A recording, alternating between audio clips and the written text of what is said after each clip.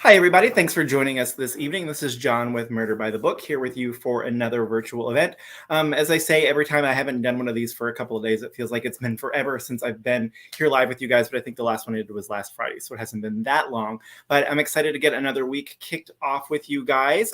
Before I bring out all of tonight's guests, just do some general store announcement stuff. First up, if you haven't come to visit us in a while, please come visit us at the store. We are open for browsing. We're still requiring masks in the store, but we would love to see you. We reopened officially to the public with no appointment needed last year around this time. So it's been just about a year that we've been like open again. So we're super excited about that.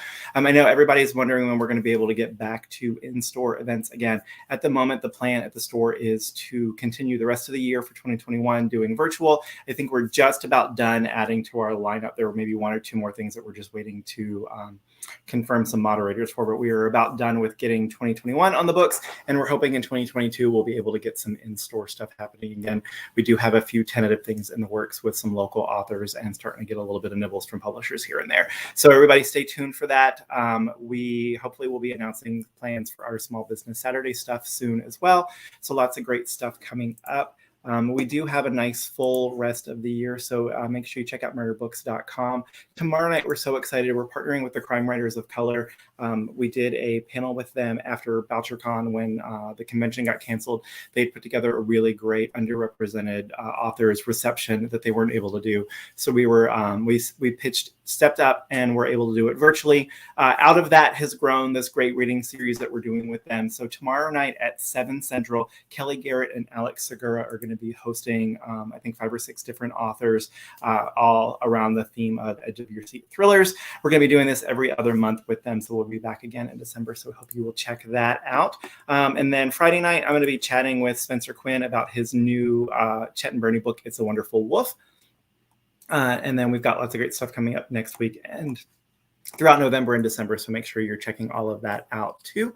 Also wanted to mention real quick before we get started, if you're a regular customer at the store, you know that we have been partnering with the Evelyn Sporzinski Foundation for the last couple of years. They have been raising money for the Children's Hospital of Los Angeles. I'm sorry, not raising money. They've been collecting books for the Children's Hospital in Los Angeles every year, and that's going to kick off again on Monday. We've got the page set up, so if you're interested in donating books, maybe you've been tuning into the virtual events and have been really appreciating them and have been looking for another way to support the store, that'd be a great way to pitch in and also get some books to some sick kids out in California. So I will drop a link to that in the comments when the event gets started. And as always, if you have questions for Megan, Steph, or Nicole while they're chatting tonight, please post those in the comments on YouTube or the live chat on Facebook, and we will get to those in a little bit. But for now, I'm going to get our authors brought out and introduced. I'm going to start with Megan Collins. How are you tonight, Megan? I'm good. How are you? I'm doing well. Thanks for doing this with us this evening. Well, thank you so much for having me. Love you guys. Love your store. At least as I was telling Megan before we got started, we've done several live things with her, but somehow I'm never the one that is the one moderating them. So it's actually nice to get to meet you virtually face to face after we've done so many things together with the store. Definitely.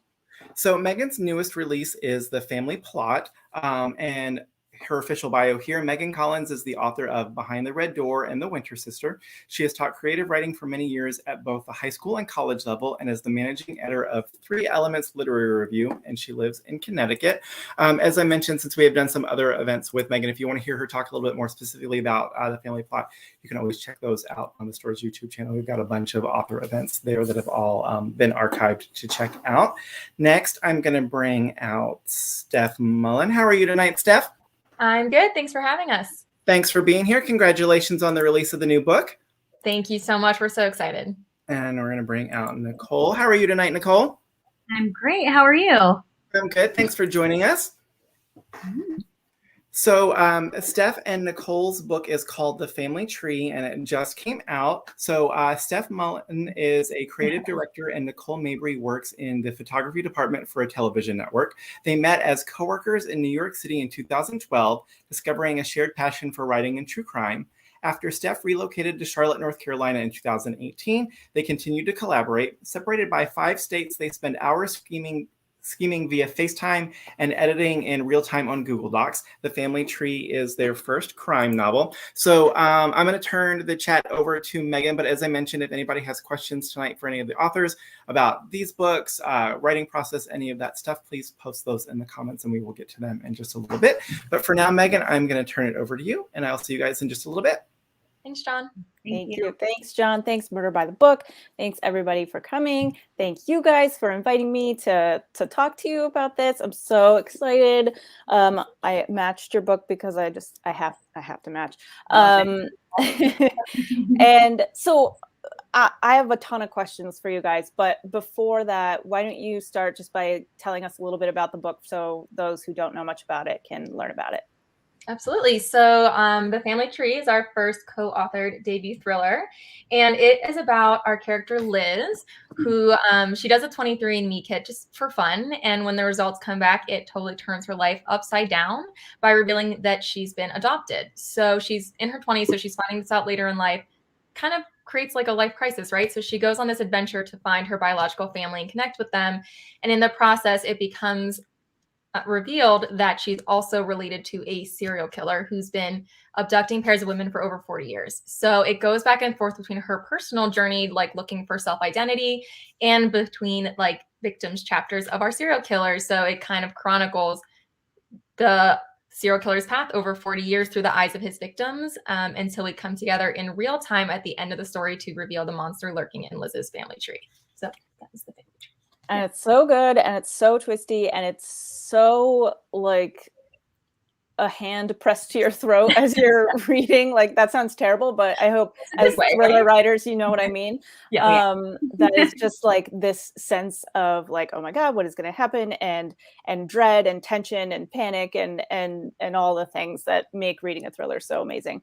So first off, I'm fascinated by writing partnerships. So I would love to hear how you guys started working together, and, you know, if it was, hey, I have this idea for a book, do you want to write it with me? Or if it was, let's write books together, and then you kind of came to this idea. So if you could talk a bit about that.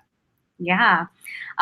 So when Steph and I met at work, it became pretty clear, and you're a murderino as well, Megan. So, you know, like when you're obsessed with true crime, you talk about it all the time. So Steph started talking about it. I started talking about it. We had a lot in common right off the bat. I ended up leaving that position shortly after I started, and Steph and I kept in touch. And then we started writing together, not like on a collaborative piece, but we would meet up in coffee shops and we would just sit across from each other. She was working on a solo project and so was I. And we started beta reading for one another, which is so invaluable. And it became pretty clear to me, at least, and I think to Steph, that we had opposite strengths, which I think is very rare to find in life in any aspect of anything that you love. And when you find that person that has is great at the things that you not only don't want to do, but you're not so great at, I feel like you have to just grab that opportunity. So for the next 2 or 3 years, I started launching ideas at Steph. I was like, what about this? What about that? And I come from more of a horror movie background, and she comes from more of a true crime background. And so she wanted it more, gauged into the real world, what would really happen. And of course, my ideas were all out of the sky. Yeah. But then we had both been so super glued to the Golden State Killer case. I grew up in California during his reign of terror. So obviously it was something that I was very invested in, and Steph was too. And the minute they caught him using genealogical DNA, forensic DNA, I was just like, oh my God, this is going to change not only criminal investigations, but the fiction genre for thrillers too, because anytime you have a big development in criminal investigations, that's definitely going to spill over into the thriller genre. So I just called Steph one night when a lightning bolt struck, and I was like, Steph, something about 23andMe, and it's a thriller, go. And that's it. That's all I had. And her response was, ooh, I love that. And so I was like, okay, I think I've got my hooks in her. This might be the one. So within the next hour, I think we both just started thinking about it independently. Like, what would that book look like, and who would our characters be, and what would the setting be, and all of this. And I think that we both knew right off the bat we wanted to do a serial killer. And then Steph called me about an hour later, and she was like, okay, this is what I see this book being. And lo and behold, it was the same exact concept that I had been thinking of too. So for us, it really just felt like kismet. Like, this was the story we were supposed to write together. So yeah, it's been really just a whirlwind. It's been kind of crazy. I mean, we knew right off the bat that this would be a hot topic, and that someone would, or probably more than just one person, many people would want to write about this new technique. So we both put our solar projects on hold, which I know you know is very hard to do when you're really invested in something you're writing. And we just put the pedal to the metal, and we got a first draft out in like, I want to say like two months. Wow. Yeah, it was crazy fast. And then we just stopped since. Yeah, we didn't stop. We still haven't stopped. Like, Steph was just saying the other day, she's like, oh my God, we're going to have a week where we're not doing anything. And this is so great. But yeah, I mean, that's what it's been like for us. So we just feel so lucky that we've been able to figure out a way to make this work so that we can both, you know, keep writing thrillers and suspense, which is what we really love. Yeah. So you talked about that you found that you each have opposite strengths. Yeah. Are you willing to share what those opposite strengths are and whose strength is what? Yeah, sure. So I kind of like to put it like my strength is a little bit more micro and Nicole's a little bit more macro. So she is such like a plot machine, and she really sees like big picture, and she's great at plugging holes. Like, if there's plot holes or issues, and like she goes down research rabbit holes, she like figures out all these options for solutions. Like, she just really is able to like visualize the whole roadmap really well.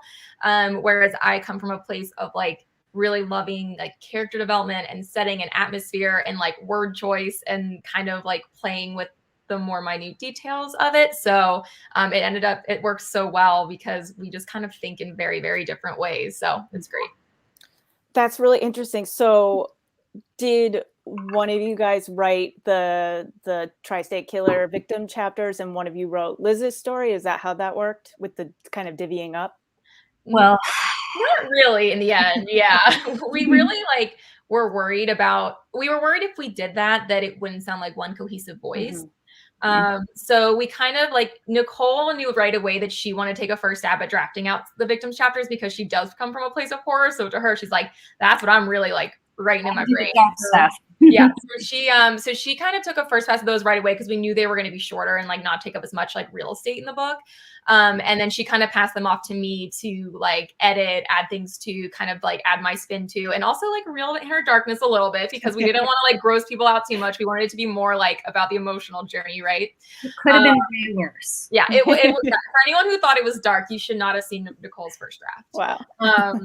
But yeah, so then from there, we kind of looked at all of the chapters from Liz's point of view, and we basically were like, okay, like percentage-wise of the book, how many do each of these do we each need to write in order to basically be like splitting this in half?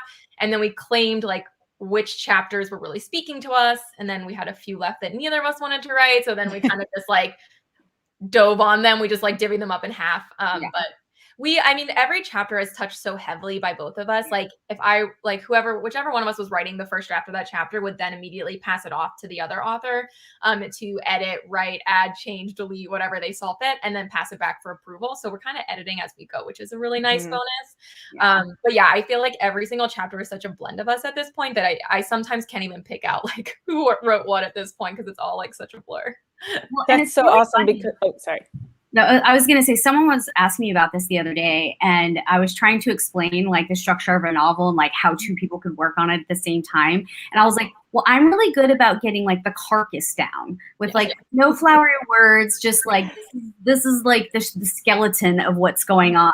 And Steph's really great at going in and putting those meat on the bones and like the flesh and everything. This is such a gross analogy, but I love it. It's kind of how writers. Yeah.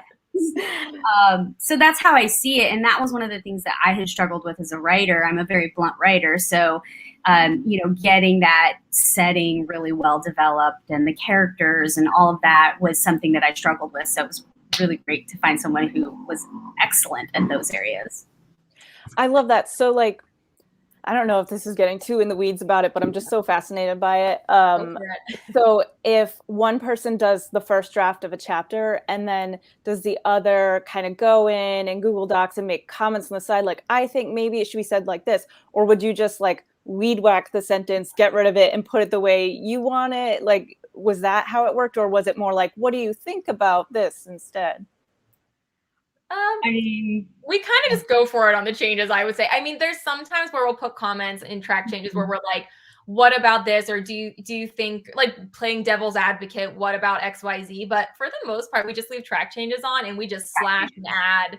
And then it just kind of defaults to the original writer to like accept or reject those changes since you're like the expert on your chapter. So, but yeah, I mean, we're not really offended by anything at this point. So we just kind of slash and add as we see fit. And then if we disagree, then we'll have a conversation about it. But. Well, and like, I know that one of the things that we both do just to be polite, because I feel like it's kind of, even as like when you're editing someone else's work, if you take out like a chunk of writing that they did, it just feels so personal. Like I've just personally attacked you, and I don't want to do that. You took off my meat. Yeah, right. So I like to put a little note there that like, hi, this is the reason why I did it. If you don't agree, we can chat about it. But for the most part, I think that we're just such on the same page of how we want the story to go and what we want to have, how we want it to feel. And I think we just trust each other's strengths so much that it's worked out really well with track changes. So that's what. So good. Yeah. And I'm so impressed because I had that question because it is such a seamless voice throughout. Like it feels, I'm never like, oh wait, this sounds different than it did before. And that's, and I think the best books that are written by writing duos, that's how it is. Like, I think like totally different genre, but I think of like Christina Lauren books and romance and how that's like from beginning to end, it feels like exactly the same voice. And that's how it was here. And so great job to you guys for doing that. And I love that you guys beta read for each other before. And I'm sure that has helped to lay such a great foundation for this partnership and for your writing in general.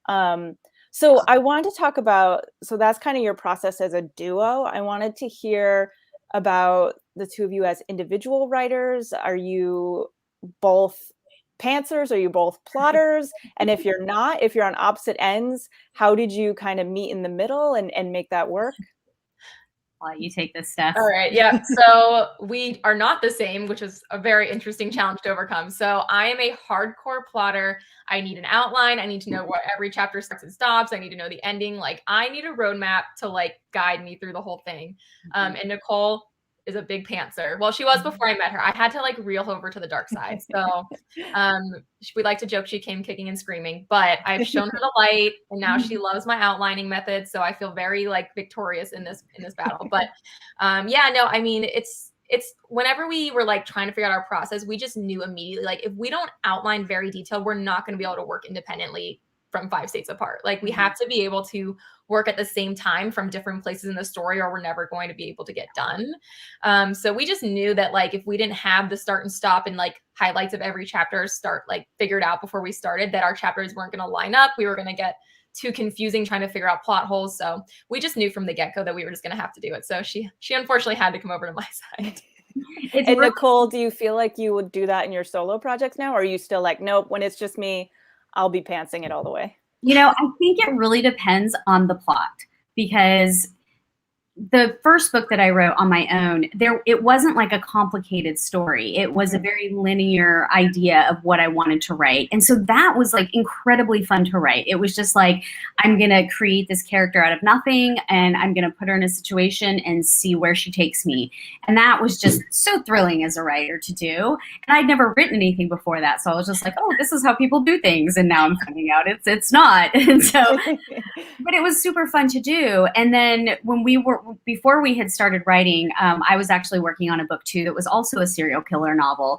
And I just think that when you're working on a thriller, when you have so many, like, whether or not you have multiple timelines or whatever, when you have so many moving parts in a thriller, which you always do because you have breadcrumbs you have to leave and, different characters and everything, I was about halfway through that book, and I finally just called Steph, and I was like, I don't think I can do this one without an outline. Can you please show me how to outline?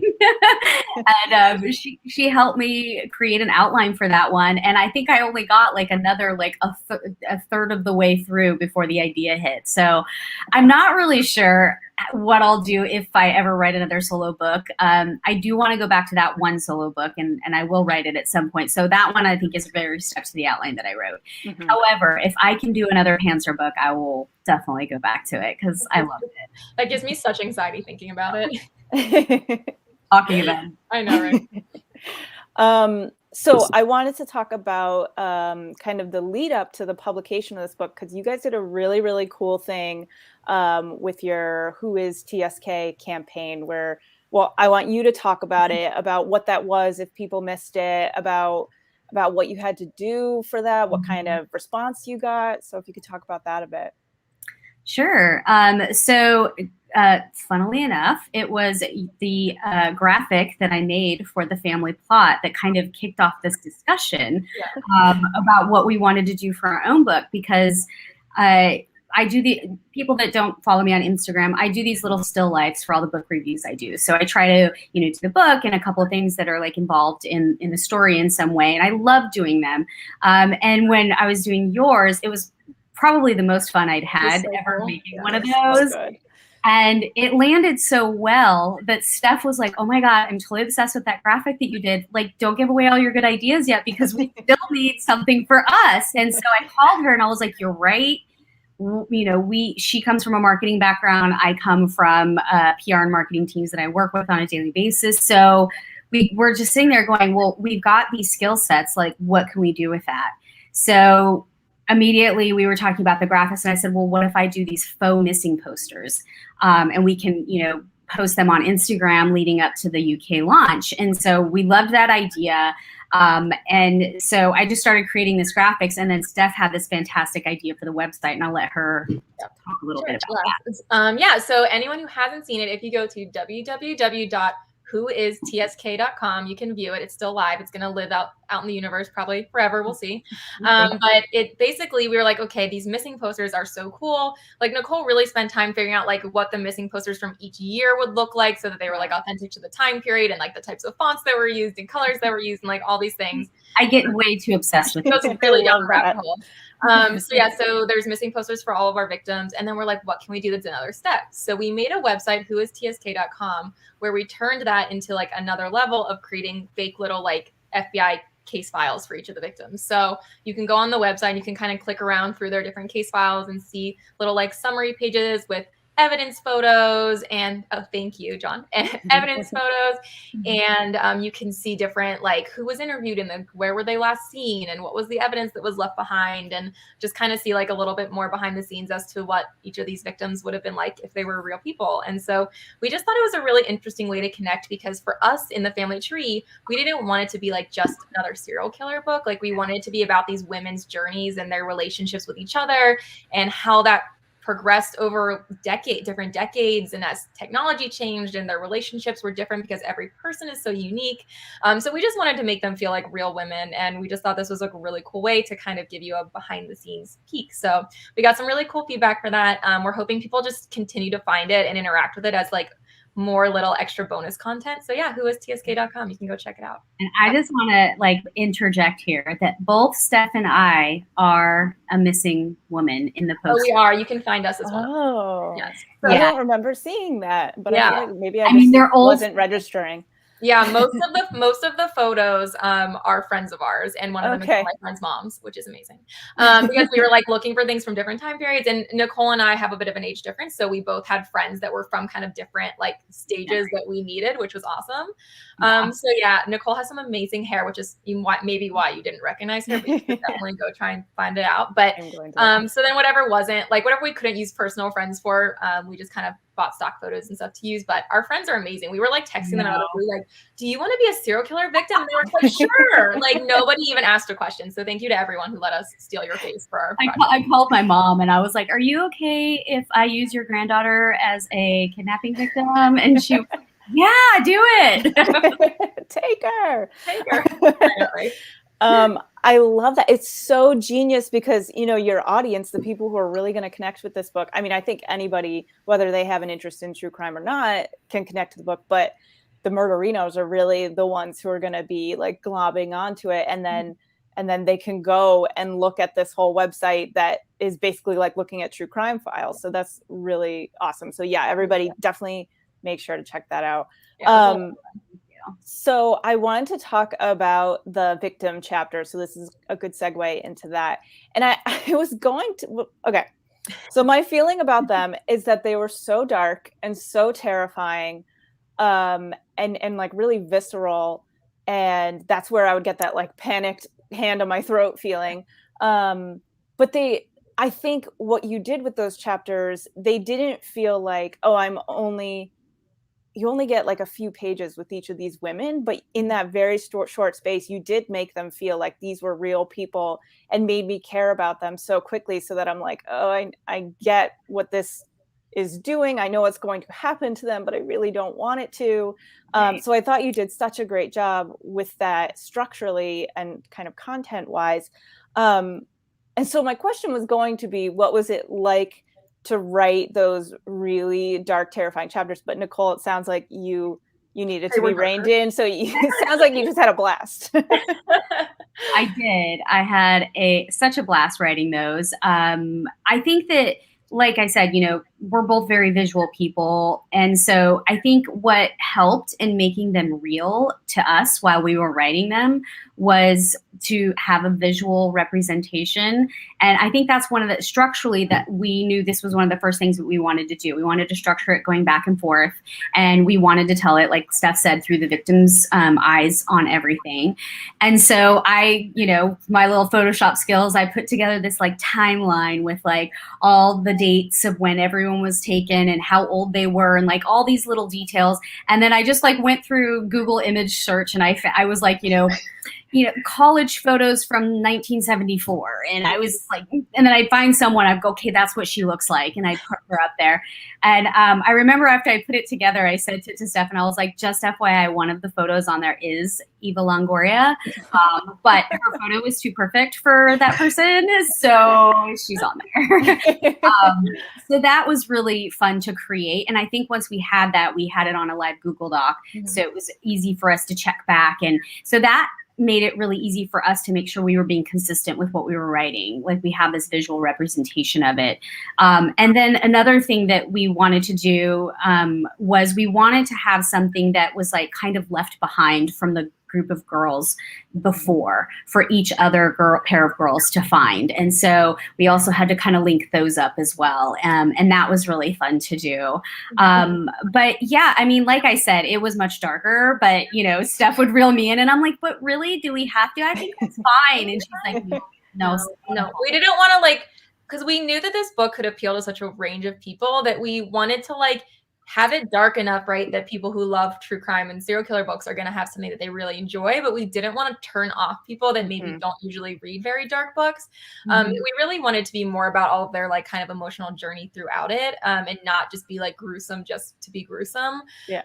And I think one of the things too that was really fun for us to make those chapters really come to life was because it does span 40 years. And for people who haven't read the book yet, like each pair show a different step in his process. So you're not getting anything repetitive. You're kind of getting little snippets in time as you go.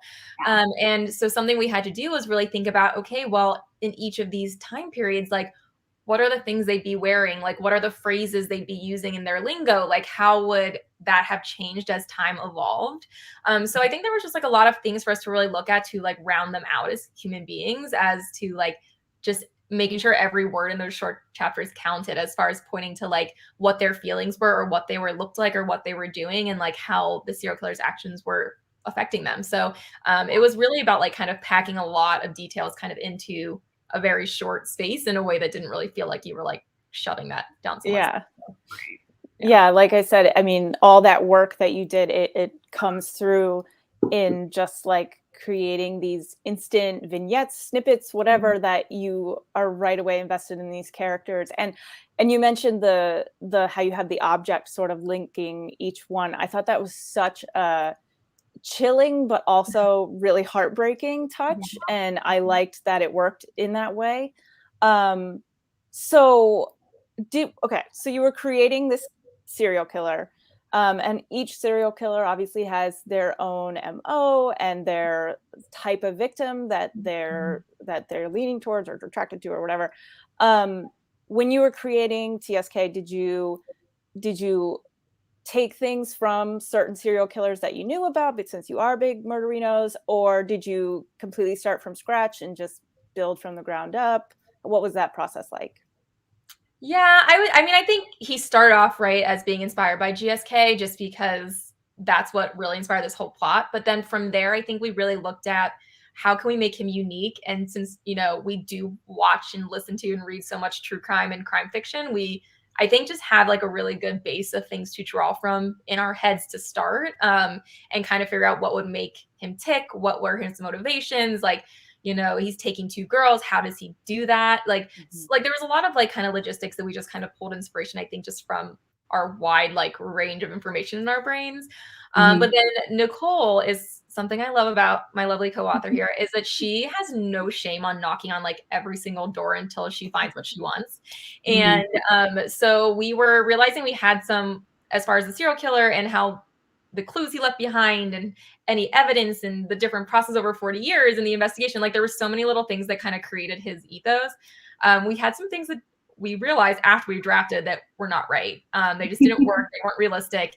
And Nicole ended up knocking down the door at the FBI and getting someone at the FBI to consult with us. So we had like an hour and a half talk with an amazing agent at the FBI who answered all of our burning questions about serial killers and criminals and investigating and their process and what they do. And he talked to us about really huge cases that we had followed that he worked on. And it was just truly a gem. So I feel like he was like the icing on top. They really like finalized all those details for us, which was awesome. Well, and the other thing that I was going to say is that I did a ton of research on, I read manifestos by like mass shooters and, that kind of thing, a bunch of different types of manifestos, just to try and get into the mind of somebody who would do something like that. Like, what is your motivation? Why are you doing this? And I just feel like there's so much out there, unfortunately, to pull from that it was actually quite engrossing. Like it was hard to pick and choose what are we going to put with him because there's so much out there. But I feel like we chose exactly what we needed for our serial killer and how he evolved over time. Yeah. Okay, so going from the serial killer now, you have on the opposite end of that, well, not really because it's sort of meeting, you have Liz's story. And what I loved about it, I mean, one of the things I loved so much is that hers is a really dark story too, because she's learning, she's adopted, she's learning she has a serial killer in the family, all those things. And that comes with a lot of like identity shattering trauma, basically. But I love that you built like this really great support system for her and the other characters in the book. So I was wondering if you could just each say who your favorite character was. And it doesn't have to be, just because I'm bringing that up, it doesn't have to be one of the great supportive characters. It could be somebody awful. My favorites are always like the worst people I write. So I think we actually do have like probably different takes on this. I mean, one of my favorite characters was her cousin Andy, because I think Andy is like that friend that, they're always a good time and they always like cheer you up. And like, I'm someone who I'm like a little bit like Liz in the sense of like, I have to know everything. Like I sometimes like really worried about things. Like I just, I get it that she's like, no, I just need to know things all the time.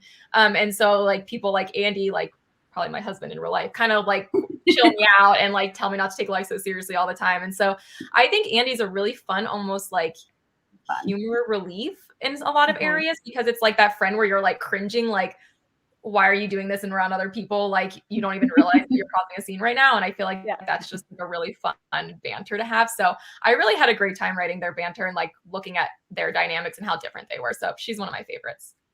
Yeah. Well, it's hard for me because I have several favorites. I love Chris and Rosie just because they're kind of based on my upbringing that Mhm. I was raised with, and they really embody that nurturing Mexican family life that I had. So they'll always be my favorites. But I think really my favorite is Mickey, because Away. I'm not going to give anything away, but Nicole likes to do spoiler alerts by accident a lot. I wanted to I created this like world. Steph and I both created this world around Mickey, and it was just this idea, because we both I live in New York City now, but she used to live in New York City, and everybody has that like neighborhood bar that's like your favorite bar to go to, and so I really wanted this like, I don't know, setting for Mickey. So I had so much fun building the bar that Mickey works at. I was like, I want to actually have this bar be a thing, because I would go there. It's a Beasts of the World bar. And so I was like, this is amazing. So he really was born out of that for me. And so I kind of built this, not me, but Steph and I both built this character to fit in this bar that was literally around the corner from their house and they went to every day. And so I just love him. I love how he evolved over time. I love that support that he gives to Liz, which isn't like, super consistent throughout the book because there's so many other things going on. But those little moments that he's there, I think, provide a lot for her. Yeah, I would agree. Yeah, I love how, like, as authors, we can say things like, so I built a bar, and like we're just talking about typing in our little computers, but it sounds really cool. Yeah. I will own that bar one day. Yeah. Nicole's determined to open that one day, so stay tuned. Yeah. So everything that I've seen people talking about your book on Instagram and stuff is just like really positive reviews. People love this book, which is no surprise to me. But I would love to hear what you're hoping readers will take from the book, or what maybe will linger with them, or what questions they might ask as a result of the book. Yeah. So whenever we sent out our book to all you lovely other supportive authors for blurbs and early reviews, there was one quote we got back that has really, really stuck with me. And I think it's exactly the sentiment that we want people to take away from this book. So it like really warms my heart, which was that it's a serial killer book with heart. And I just think that's such an awesome takeaway from it, because we didn't want it to just be this dark, depressing serial killer book. Like, we wanted it to really be about emotional journeys and self-discovery and culture, because like Nicole's like, there's so much of both of us ingrained in this. Like, I come from an Italian background. She comes from a Mexican background. Both those cultures are woven through the fabric of all these characters and the settings and their environments. And so to me, I would say like the fact that it's kind of an emotional journey is really a big part for me. And so whenever, people connect with that, like we've had some reviewers who've said that they found out later in life they were adopted and they really resonated with Liz's journey, and it felt really authentic to them because they really like those emotions really connected with them. So things like that, it's like has been so huge for us and made it all feel just like so worth it. So we're very grateful to all of you. I also hope that we inspire people to go out and do a Ancestry.com or 23andMe kit, because One of those secrets. We were so excited. We were like, oh my God, we're going to find something juicy. And we didn't find anything yet, but I still have hope. Yeah, nothing juicy here. Yeah.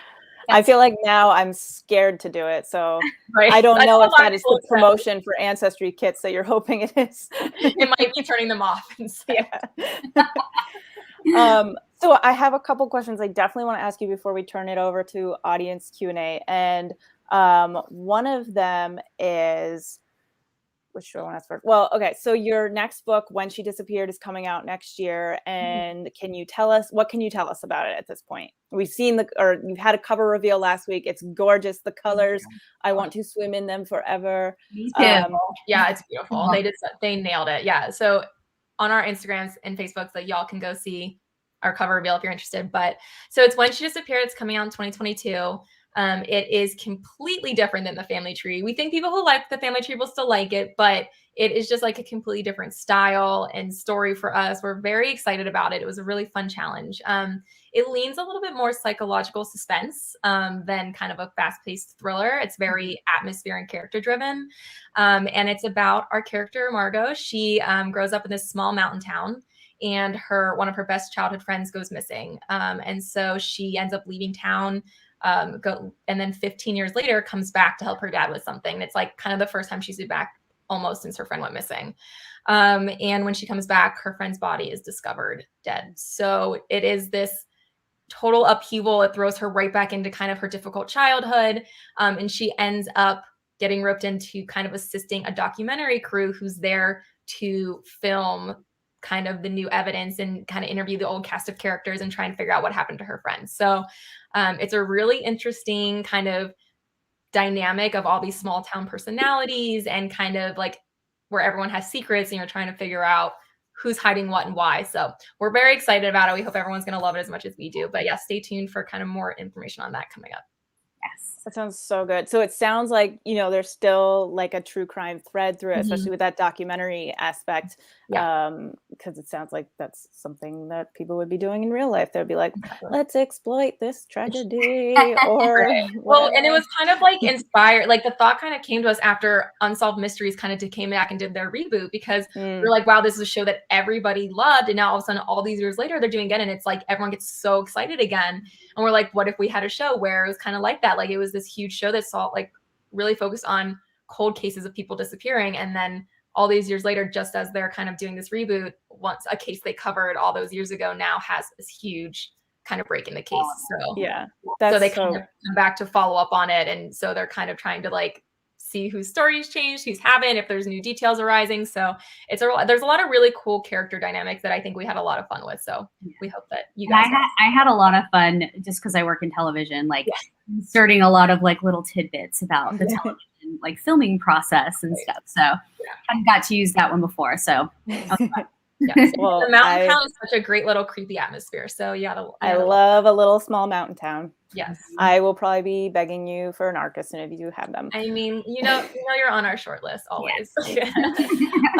So the last question that I definitely wanted to ask you is, since this is a book so heavily influenced by true crime, I wanted to ask what each of your either favorite true crime story is, or the one you're most haunted by, or the one you most desperately hope gets solved before the end of your lifetime, so you know the answer.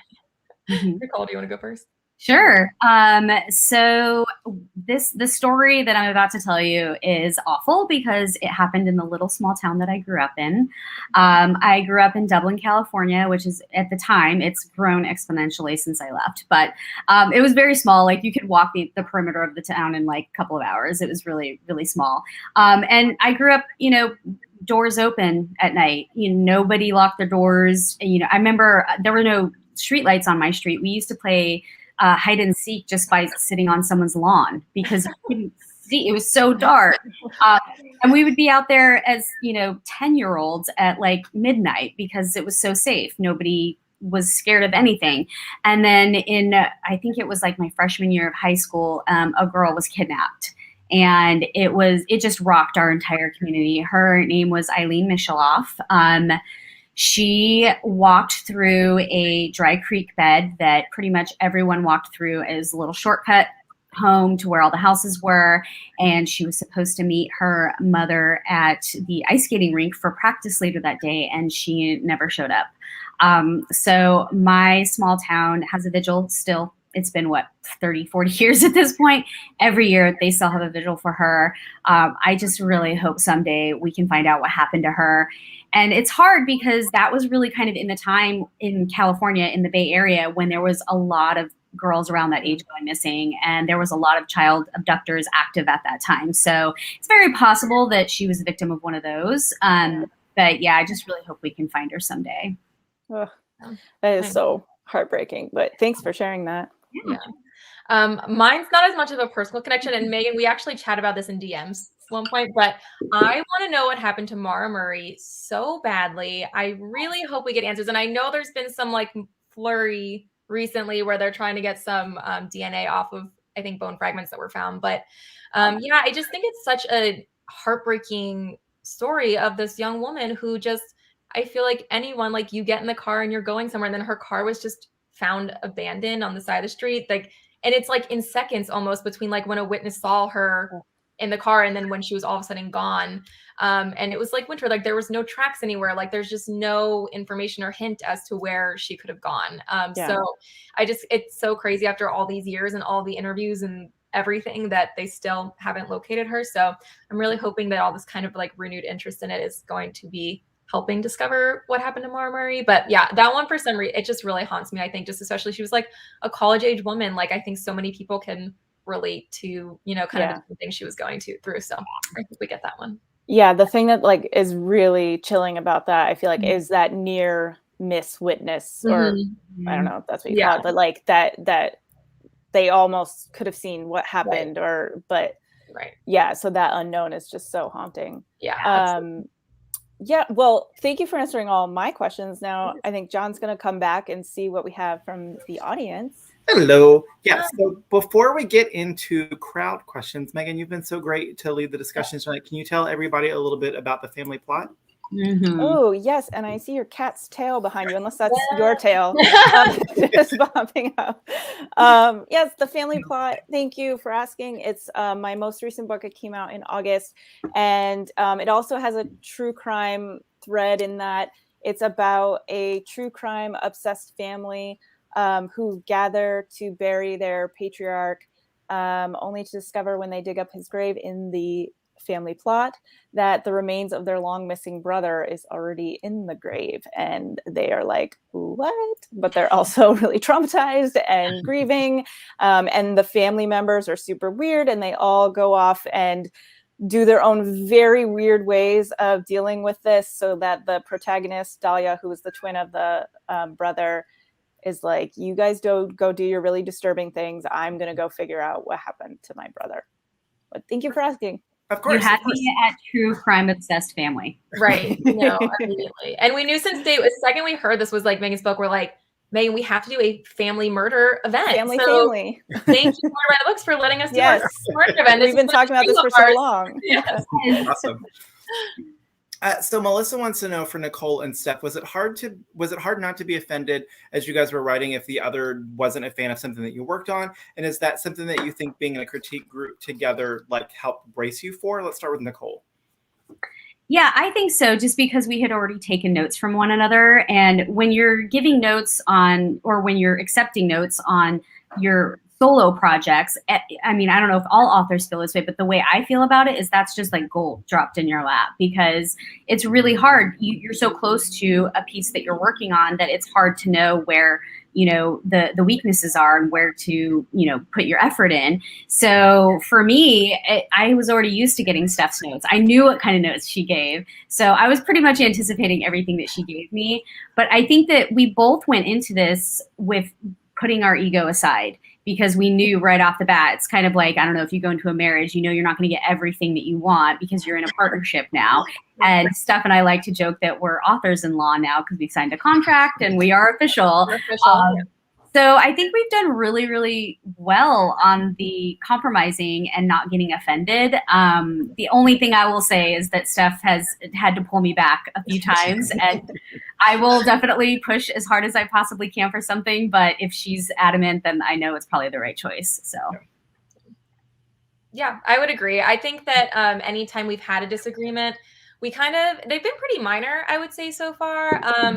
I think, like she said, from the beginning, we were like, look, our goal is for this book to be the best it can be. Like, that's why we wanted to partner up, because we knew that we kind of like form this one like kind of dream author that we want to be by combining our strengths. So we went into it with that mindset of whatever we're doing is to serve the book and not to serve us as individuals. And we kind of just, if we ever weren't sure on something, we would either find experts to ask or send things to some beta readers, like 2 ways, and be like, which way do you feel like works better? Or we would just kind of talk it out until we came to a compromise.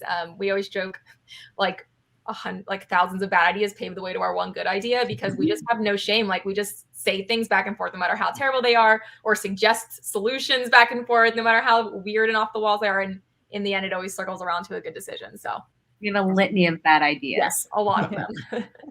So Megan, do you use critique group or beta readers? Nothing like super formal. I guess like my husband serves as my beta reader, whether he wants to or not. I mean, he always very like kindly agrees to, but he's a really good, he always says he's not a good analyzer. And so he's like, I don't know if I'm the one you want for this, but then he always has the best insights to things, and he always pinpoints exactly what's not working. And he's always like kind of, when I was coming up with the plot for the family plot, I told him like, and this is the person who did the thing. And he's like, That doesn't feel right to me. I feel like it was this other person. And at first I'm like, excuse me, this is my book. It was this person. And then I think about it and I'm like, oh, you're right. Oh, crap. He's totally right. That's awesome. That's amazing. Yeah. So, Nicole and Steph, was there any talk of you guys writing the book under a pseudonym or combining names together? There was a little bit. Our publisher did ask us if we'd be willing to, and we very politely said we were not willing to. We both just like we had networks individually already that we were worried about losing if we had to kind of start over as far as social media and networking and connecting. And we also just feel like we both worked really hard. We wanted to have equal kind of recognition in that sense. And Mullen and Mabry just flowed really nicely together. We're like, guys, this is a great brand. Like it just works. It just works. So we were pretty adamant and they were very supportive once we kind of lined out all of our reasoning. So yeah. Awesome. And I feel like people are more willing to pick up books that are written by two people now, when you have like James Patterson and so many other thriller writers are co-writing stuff together. I think there's less of a stigma about people writing a book as opposed to like kind of a ghostwriter pseudonym for it. Yeah. I feel like it's interesting. Before we started writing together, I knew of a few of the like big names that were co-authors under a pseudonym or just known co-authors. But now that we've started writing together, I feel like we've met so many more co-writer pairs. Like I feel like it is becoming a lot more transparent and a lot more popular now. Like people are realizing it's just so much fun to do and you kind of get a whole new bank of ideas. So I think it is really awesome that we are starting to see more of that out there. Yeah. So Susan wants to know, this is going to be for all three of you. What three writers, living or dead, would you like to meet? Let's start with Megan. Ooh. Oh boy.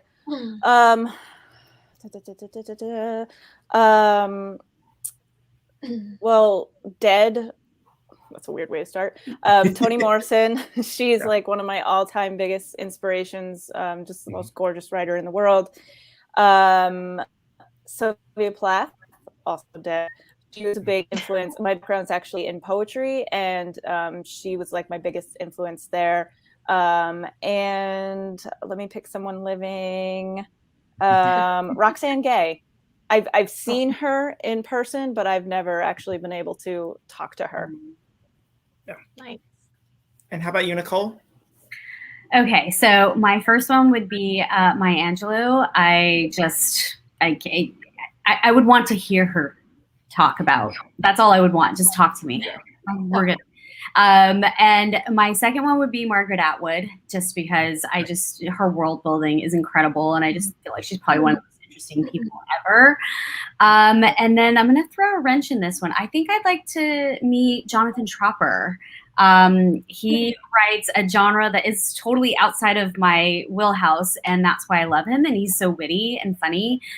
He wrote the book and the movie that probably people are most familiar with, This Is Where I Leave You. So yeah, I think he would just be so interested to talk to. My husband when he was in college, he was taking an African-American fiction class at A&M, and they got Maya Angelou to come speak to the college. So I drove up from Houston, and it was, I've seen literally hundreds of authors speak and write. It was like one of the most amazing things I've ever gotten to witness in my life. Like she had herself like propped up on a stool, and she would be telling the story, and she would just crack herself up and start laughing at herself while she was telling the story, and then launch into it. It was still just one of the most amazing things I think I've ever witnessed. So jealous. Yeah. How about you, Steph?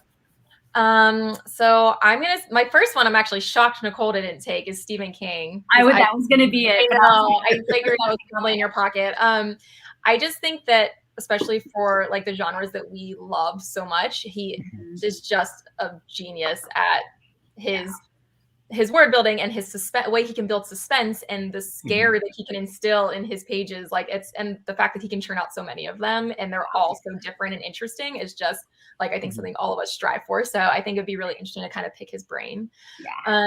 And then who else? Cause I also would have said Margaret Atwood, but I'll see if I can come up with another one. That's why I gave you Stephen King. I know. I'm taking Margaret Atwood. Yeah, we do like a lot of the same people. This is kind of random, but I would love to talk to Alice Sebold because Lovely Bones was like the first darker book I read as a child and was not child, but like young teen, and was one of the first books that kind of A, pushed me into reading darker material, and B, it was so inventive in the way that it was structured. That's something that really, like, now one of me, Nicole's favorite things with writing is unique formatting. Is like something that's really like is a passion of ours to read and write and seek out. And that was one of the first books that did something really unique in that kind of regard that I read. So I think it would just be really interesting to talk to her about that. And then let's see, what would be one other one? Oh, and then I'll do another living one just to switch it up because I know you guys were doing some like really cool classics. I would love to talk to Alex Michaelides and just like pick his brain about the ending of The Silent Patient because I thought that was so beautifully done, and I just like wish that I could like absorb his talent at finesse so badly. So I'm gonna throw that out there into the universe to manifest in case he ever sees this, so that he calls me up. Perfect. Stephen King, we're open. Stephen King also manifesting. Yes, we're open. Coffee. Anything you want. And he's so great because he's so supportive of the thriller genre too. Like he reads voraciously and is always tweeting about stuff that he loves. So that's awesome. So he's fantastic too. It's so amazing. Yeah. So Alex wants to know, are there any recent true crime shows or documentaries that you would recommend? And what have you read recently that you love? Let's start with Megan. Okay, so it's not a recent true crime documentary or anything, but I always bring this one up because I think it's before true crime really blew up. So not a lot of people have necessarily seen it, but there was this HBO trilogy of documentaries in like the late 90s, I think, called Paradise Lost about the West Memphis 3 case. And that was the first, my first like entrance into true crime docs or something like that. So I immediately was like, I want more of this. I want all of this. And so I recommend people checking that out because it's really well done. And the case is really dark and interesting. And then as for what I've been reading lately or reading recently, I just finished the other week Cackle by Rachel Harrison, which is a really good spooky season book. It's like chilling and creepy, but also like weirdly comforting and cozy. So it's a very strange but beautiful mix between light and dark, and I really recommend that. Perfect. How about you, Steph? Let's see. Well, I love a good true crime podcast. And so I listen to a lot of those, and one of them that I would recommend if you haven't checked it out is Counterclock. There's 3 seasons out now, but what's really cool about it is the woman who leads it, she went back to like her hometown to investigate a cold case murder that like really haunted her from when she was younger. And that was kind of season 1. And then season 2, she was investigating a totally different murder, and then turned out they were linked. And so nobody had known before, which is just incredible. So I just think that's a really interesting journey. So I would recommend that. She's a really great journalist. So that one was really cool. I'm trying to think. I feel like there's been so many like true crime shows lately. And like off the top of my head, I'm like, I don't even know which one I would pick out to you. Like I'm so, So hold on, Nicole, you go while I think about it. You go while I think about it. Well, I'm a child of the 80s and the 90s where we were raised on Dateline and 2020. And so I'm more of a fan of shows like Unsolved Mysteries and America's Most Wanted. So I would say the most recent, which is like 2 years now, but the most recent season of Unsolved Mysteries, I think was so fantastic. The French episode of the guy that made all the news recently, that one was crazy. That was really like, but the whole season is really fantastic. And as far as books, so Megan's The Family Plot is the one that I usually say when I get this one. I just love it so much. But I'm currently reading The Perfect Marriage by Geneva Rose, and it's really fantastic. And another book that really blew me away this year that came out this year is We Were Never Here by Andrea Bartz. It was just so beautifully written and really, really tense. It was great. Oh, I also forgot to do a book. I'm like, so like, what shows have I been watching while I've been supposed to be copying? I'll shout out another debut author as well, whose book was one of my favorites this year. And it was Never Saw Me Coming by Vera Kurian. One of my absolute faves this year. It's just so interesting. Highly recommend it. It's just very smart, very unique storyline. And I think it's going to be so cool. So I think everyone should check that out because it was one of my, other than, of course, The Family Plot and all these other ones that have already been suggested. I really loved hers this year. Yeah. And so I'll mention, I know that Sarah DeVello, who also is our kind of partner in crime and does interviews that we stream through our thing. So she chatted with Vera Korean pretty recently. She also chatted with Andrea Bartz. And I think she chatted with you, Megan. Was it earlier this week or last week? Yep, it was Monday. Yep, Monday. So those are also all up on the store's YouTube channel if you want to check those out as well. So I think that's going to about do it for us for this evening. But to recap for anybody who might have joined us late, we have been chatting with Steph Mullen and Nicole Mabry, whose debut collaboration novel, The Family Tree, has just come out. And we've also been chatting with Megan Collins, whose most recent release is The Family Plot. We've got copies of both of them in the store. So if you have not picked them up, I've dropped links in the comments for those and the books that they've mentioned that they read lately, they love. So you can visit us at murderbooks.com or come in and visit us. If you missed any part of the chat, once we're done, Facebook and YouTube will archive them, so you'll be able to rewatch them later. Ladies, thank you so much for joining us this evening. This was fantastic. Thank you so much for having us. And thank you, Megan, for all your insightful questions. Thank you guys for just writing a great book. Thank you. Thank you. Y'all have a good night. Thanks so much. Thanks. Have a great night, everyone. Bye. Bye, guys.